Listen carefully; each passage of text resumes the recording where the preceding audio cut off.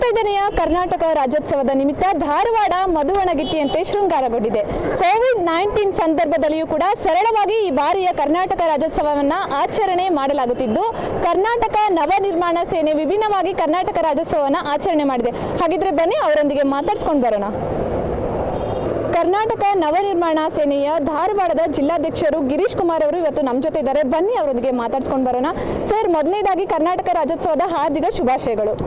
ಧನ್ಯವಾದಗಳು. ತಮಗೂ ಕೂಡ, ತಮ್ಮ ಸುದ್ದಿವಾಹಿನಿಗೂ ಕೂಡ, ನಾಡಿನ ಕನ್ನಡದ ಸಮಸ್ತ ಕನ್ನಡದ ನಾಡಿನ ಜನತೆಗೂ ಕೂಡ 65ನೇ ಕರ್ನಾಟಕ ರಾಜ್ಯೋತ್ಸವದ ಹಾರ್ದಿಕ ಶುಭಾಶಯಗಳು. ಈಗ ನೋಡೋದಾದ್ರೆ ಈ ವರ್ಷದ ಒಂದು ಕರ್ನಾಟಕ ರಾಜ್ಯೋತ್ಸವ ಸರಳವಾಗಿ ಆಚರಣೆ ಆಗ್ತಾ ಇದೆ. ಪ್ರತಿ ವರ್ಷ ನಿಮ್ಮ ಕರ್ನಾಟಕ ನವನಿರ್ಮಾಣ ಸೇನೆ ವಿಭಿನ್ನ ಪ್ರಯತ್ನವನ್ನ ಮಾಡುತ್ತೆ. ಸೊ ಈ ವರ್ಷದ ವಿಶೇಷತೆ ಏನು ಸರ್? ಸಾಕಷ್ಟು ಬಾರಿ ಸಾಕಷ್ಟು ವಿಶೇಷವಾದಂತಹ ರಾಜ್ಯೋತ್ಸವ ಆಚರಣೆಯನ್ನು ಮಾಡುತ್ತಾ ಕರ್ನಾಟಕ ನವನಿರ್ಮಾಣ ಸೇನೆ ಬಂದಿದೆ.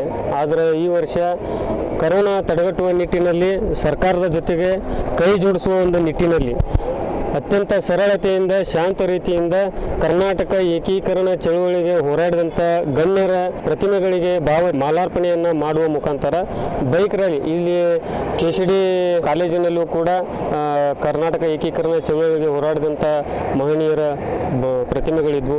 ಇಲ್ಲಿ ಮಾಲಾರ್ಪಣೆ ಮಾಡಿ ಇಲ್ಲಿಂದ ಬೈಕ್ ರ್ಯಾಲಿಗೆ ಬೆಳಗಾವಿ ವಿಭಾಗೀಯ ಅಧ್ಯಕ್ಷರಾಗಿರ್ತಕ್ಕಂಥ ಕುಮಾರ್ ಪಾಟೀಲ್ ಅವರು ಮತ್ತು ಧಾರವಾಡ ಜಿಲ್ಲಾಧ್ಯಕ್ಷರ ನೇತೃತ್ವದಲ್ಲಿ ಮತ್ತು ಮಹಿಳಾ ಘಟಕದ ಅಧ್ಯಕ್ಷರಾಗಿರ್ತಕ್ಕಂಥ ಶ್ರೀಮತಿ ಲಕ್ಷ್ಮೀ ನೆಗನಾಳ್ ಅವರ ನೇತೃತ್ವದಲ್ಲಿ ಬೈಕ್ ರ್ಯಾಲಿಗೆ ಚಾಲನೆ ಕೊಟ್ಟು ಇಲ್ಲಿಂದ ನಗರದ ಮಾರುಕಟ್ಟೆಯಲ್ಲಿ ಹೋಗಿ ಜುಬ್ಲಿ ವೃತ್ತದಲ್ಲಿ ಹೋಗಿ ಅಲ್ಲಿಂದ ಬೇಂದ್ರೆ ಅವರ ಪ್ರತಿಮೆಗೆ, ಬಸವೇಶ್ವರವರ ಪ್ರತಿಮೆಗೆ, ಅಂಬೇಡ್ಕರ್ ಅವರ ಪ್ರತಿಮೆಗೆ, ಎಲ್ಲ ಮಹನೀಯರ ಪ್ರತಿಮೆಗೆ, ಕರ್ನಾಟಕ ಏಕೀಕರಣ ಚಳುವಳಿ ರೂವಾರಿಗಳಾಗಿರ್ತಕ್ಕಂಥ ಹೋರಾಟಗಾರರು ನಾಡೋಜ ಡಾಕ್ಟರ್ ಪಾಟೀಲ್ ಪುಟ್ಟಪ್ಪಜ್ಜನವರ ಪ್ರತಿಮೆಗೆ ಮಾಲಾರ್ಪಣೆಯನ್ನು ಮಾಡುವ ಮುಖಾಂತರ ವಿದ್ಯಾರ್ಥಕ ಸಂಘಕ್ಕೆ ಜಯಕಾರದ ಘೋಷಣೆಗಳನ್ನು ಹಾಕುವ ಮುಖಾಂತರ ನಗರದಲ್ಲಿ ಶಾಂತ ರೀತಿಯಿಂದ ಅತ್ಯಂತ ಸರಳತೆಯಿಂದ ಕನ್ನಡದ ಪರವಾದಂಥ ಘೋಷಣೆಗಳನ್ನು ಹಾಕುತ್ತಾ ಕನ್ನಡದ ಒಂದು ಅಭಿಮಾನವನ್ನು ಇವತ್ತು ನಾವು ಎಲ್ಲರಲ್ಲೂ ಮೂಡಿಸುವ ಒಂದು ನಿಟ್ಟಿನೊಳಗೆ, ಕನ್ನಡದ ಒಂದು ಜಾಗೃತಿಯನ್ನು ಒಂದು ಮೂಡಿಸುವ ನಿಟ್ಟಿನೊಳಗೆ ಶಾಂತ ರೀತಿಯಿಂದ ಮತ್ತೊಂದು ಬೈಕ್ ರ್ಯಾಲಿಯನ್ನು ಮಾಡಿದ್ವಿ. ಅದೇ ರೀತಿ ಇವತ್ತಿನ ದಿನ ನಮ್ಮ ಧಾರವಾಡದಲ್ಲಿ ನಮ್ಮ ಶ್ರೀಗಂಧದ ನಾಡು ಕನ್ನಡ ನಾಡು, ಈ ಪರಿಸರ ರಕ್ಷಣೆ ನಮ್ಮೆಲ್ಲರ ಹೊಣೆ. ಇವತ್ತು ಕನ್ನಡ ನಾಡು ನುಡಿ ನೆಲ ಜಲ ರಕ್ಷಣೆ ಅಷ್ಟೇ ಅಲ್ಲ, ಇವತ್ತು ಪರಿಸರ ರಕ್ಷಣೆಯು ಕೂಡ ನಮ್ಮದು ಅಷ್ಟೇ ಜವಾಬ್ದಾರಿಯಾದಂಥ ಒಂದು ಜವಾಬ್ದಾರಿ ನಮ್ಮೆಲ್ಲರದು ಇದೆ. ಆ ಒಂದು ಉದ್ದೇಶದಿಂದ ಇವತ್ತು ರಾಜ್ಯೋತ್ಸವ ದಿನ ಕರ್ನಾಟಕ ನವನಿರ್ಮಾಣ ಸೇನೆ ಧಾರವಾಡ ಜಿಲ್ಲಾ ಘಟಕದ ಪದಾಧಿಕಾರಿಗಳು ತೊಟ್ಟಿರ್ತಕ್ಕಂಥ ಒಂದು ಸಂಕಲ್ಪ ಏನಂತಂದ್ರೆ, ಗಿಡ ಮತ್ತು ಮರಗಳಿಗೆ ಎಲ್ಲೆಲ್ಲಿ ಮೊಳೆಗಳನ್ನು ಹೊಡೆದಿರ್ತಾರೆ, ತಮ್ಮ ಪ್ರಚಾರದ ನಾಮಫಲಕಗಳನ್ನು ಬಡಿದು ಅವು ನಾಮಫಲಕಗಳು ಕಿತ್ತೋದ್ರೂ ಮೊಳೆಗಳು ಗಿಡದ ಮರಗಳಲ್ಲಿ ಹಾಗೆ ಉಳ್ಕೊಂಡಿರ್ತಾವೆ, ತಂತಿ ಸುತ್ತಿರ್ತಾವೆ. ಅದು ಒಂಥರ ಮರ ಅಂದ್ರೆ ಒಂದು ಜೀವಿ ಇದ್ದಾಗೆ, ಅದಕ್ಕೆ ಒಂಥರ ಊರ್ಲಾಕ್ದಂಗೆ ಆಗಿರ್ತೈತೆ. ತಂತಿ ಮರ ಹೆಂಗೆ ಬೆಳಿತೈತಲ್ಲ ಹಂಗೆ ತಂತಿ ಒಳಗೆ ಹೋಗಿ ಆ ಗಿಡ ನಾಶ ಆಗುವಂಥ ಒಂದು ವಾತಾವರಣ ನಿರ್ಮಾಣ ಆಗ್ತೈತಿ.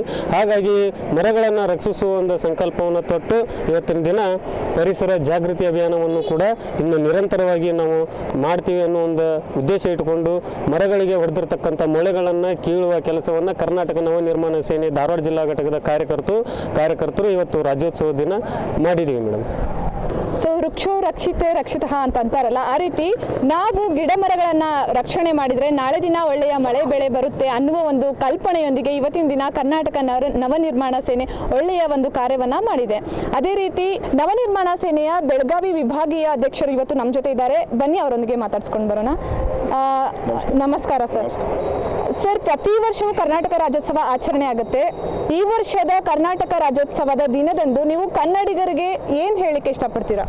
ಮೊದಲಿಗೆ ನಮ್ಮ ವಾಹಿನಿಯ ಸರ್ವ ಸದಸ್ಯರಿಗೂ ಹಾಗೂ ಕರ್ನಾಟಕ ಸಮಸ್ತ ಕನ್ನಡಿಗರಿಗೂ ತಮ್ಮ ವಾಹಿನಿಯ ಮುಖಾಂತರ 65ನೇ ಕನ್ನಡ ರಾಜ್ಯೋತ್ಸವ ಶುಭಾಶಯ ತಿಳಿಸೋಕೆ ಸಂತೋಷ ಆಗ್ತಾ ಇದೆ.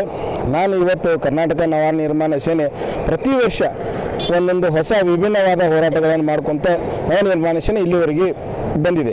ಅದೇ ರೀತಿ ಈ ವರ್ಷ ಕೂಡ ಒಂದು ಸಂಕಲ್ಪ ಮಾಡಿದ್ವಿ ನಾವು. ಏನಂತಂದರೆ, ನಾವು ವೃಕ್ಷಗಳನ್ನು ರಕ್ಷಣೆ ಮಾಡಬೇಕು. ನಮ್ಮ ಕಡೆಯಿಂದ ಹೊಸ ಗಿಡ ಹಚ್ಚೋಕ್ಕಾಗೋದಿಲ್ಲ, ಅದನ್ನು ಬೆಳೆಸೋಕ್ಕಾಗೋದಿಲ್ಲ.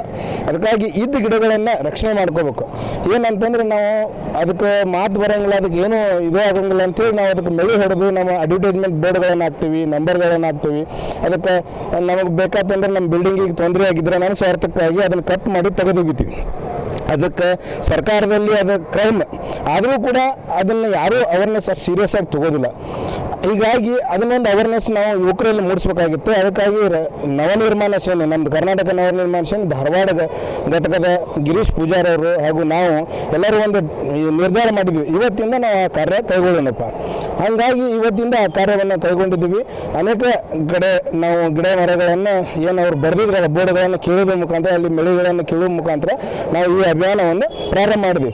ಮುಂದಿನ ದಿನಗಳಲ್ಲಿ ಪ್ರತಿ ಒಂದು ವಾರ್ಡ್ಗಳ ಅಥವಾ ಒಂದು ಏನು ರೋಡ್ಗಳ ಆಜುಬಾಜು ಇದ್ದಂಥ ಬೋರ್ಡ್ಗಳನ್ನು ನಾವೊಂದು ಅಭಿಯಾನ ಹಾಕ್ಕೊಂತೀವಿ. ಅಭಿಯಾನ ಹಾಕ್ಕೊಂಡು ಅದನ್ನು ಪ್ರತಿ ಒಂದು ಗಿಡಗಳನ್ನು ನಾವು ಸಂರಕ್ಷಣೆ ಮಾಡುವಂಥ ಕೆಲಸ ಮುಂದಿನ ದಿನಗಳಲ್ಲಿ ನಾವು ಮಾಡ್ತೀವಿ ಅಂತೇಳಿ ಆಶ್ವಾಸನೆ ಕೊಡ್ತಾ ಇದ್ದೀನಿ. ಸೊ ಜಿಲ್ಲಾ ಘಟಕದ ಅಧ್ಯಕ್ಷರು ಇವತ್ತು ನಮ್ಮ ಜೊತೆ ಇದ್ದಾರೆ, ವಿಶೇಷವಾಗಿ ಅವರು ಮಹಿಳೆಯರು. ಹಾಗಿದ್ರೆ ಬನ್ನಿ ಅವ್ರ ಜೊತೆ ಮಾತಾಡ್ಕೊಂಡು ಬರೋಣ. ನಮಸ್ತೆ ಮೇಡಮ್, ಕರ್ನಾಟಕ ರಾಜ್ಯೋತ್ಸವದ ಹಾರ್ದಿಕ ಶುಭಾಶಯಗಳು. ಸೊ ಮಹಿಳೆಯರಾಗಿ ಕರ್ನಾಟಕದ ಎಲ್ಲ ಜನತೆಗೆ, ವಿಶೇಷವಾಗಿ ಮಹಿಳೆಯರಿಗೆ ಏನು ಹೇಳ್ತೀರಾ ಮೇಡಮ್? ಮೊದಲನೇದಾಗಿ ಜೈ ಕಿತ್ತೂರು ರಾಣಿ ಚೆನ್ನಮ್ಮ ಅಂತ ಹೇಳ್ತೀನಿ. ಕನ್ನಡಕ್ಕಾಗಿ ಎಲ್ಲರೂ ಹೋರಾಡಬೇಕು, ಕನ್ನಡನ ಉಳಿಸ್ಬೇಕು, ಬೆಳೆಸಬೇಕು, ಇದು ನಮ್ಮೆಲ್ಲರ ಕರ್ತವ್ಯ ಅಂತ ಹೇಳ್ತೀನಿ. ನಾಡಿನ ಸಮಸ್ತ ಜನರಿಗೆ ಕರ್ನಾಟಕ ರಾಜ್ಯೋತ್ಸವದ ಶುಭಾಶಯಗಳನ್ನು ಸೂಕ್ತೀನಿ. ಧನ್ಯವಾದಗಳು.